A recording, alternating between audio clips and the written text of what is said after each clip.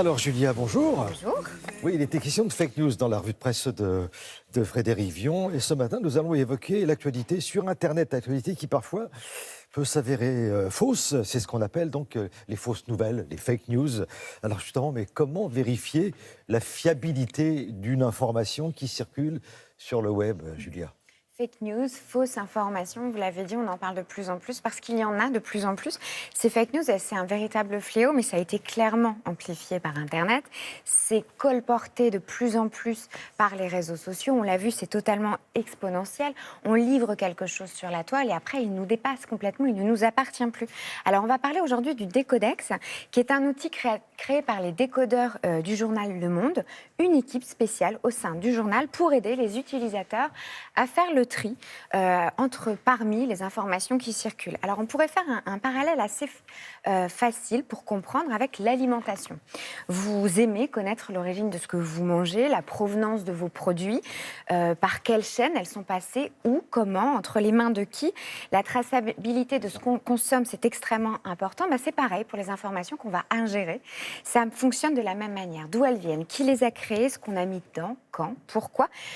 C'est le travail sans fin, en fait, du Décodex, qui se décline en plusieurs outils pour décrypter l'information. Regardez.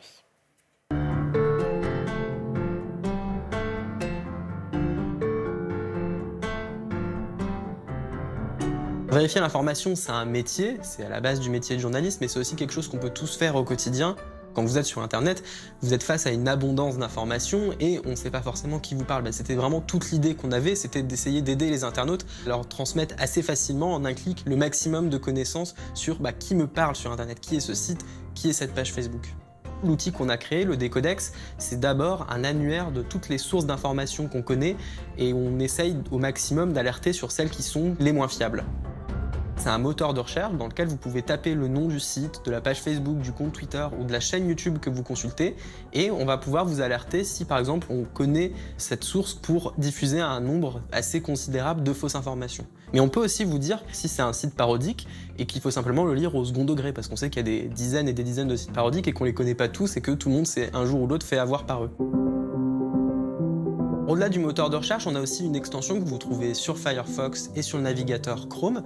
Une fois que vous l'avez installé, en fait, on vous met un petit message d'alerte quand vous consultez justement un site particulièrement peu fiable.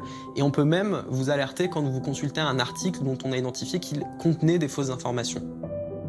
Sur un exemple comme celui de l'incendie de Notre-Dame, il y a tout un tas de choses qui circulent. Par exemple, on a pu voir des images circuler d'une personne qui était sur le toit de Notre-Dame au beau milieu de l'incendie. Alors il y a certaines versions qui se sont amusées à aller un peu la recadrer pour donner l'impression que c'était même potentiellement un incendiaire, la personne qui aurait pu mettre le feu. Nous, ce qu'on a cherché à faire, c'est retrouver d'où venaient ces images. En fait, c'était un pompier. Simplement en remettant les choses en contexte, tout prend un sens complètement différent. Donc nous, c'est ce travail-là qu'on essaye de faire, mettre tous les éléments sur la table pour vous permettre à vous de vous faire votre idée, mais à partir de tous les éléments et pas seulement ce qu'on a bien voulu vous montrer.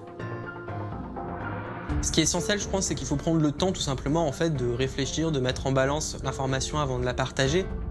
La mauvaise habitude qu'on a pris, c'est de vouloir tout de suite partager, tout de suite avoir les réponses, et c'est ça qui finalement nous amène un petit peu dans le mur à accepter tout et n'importe quoi.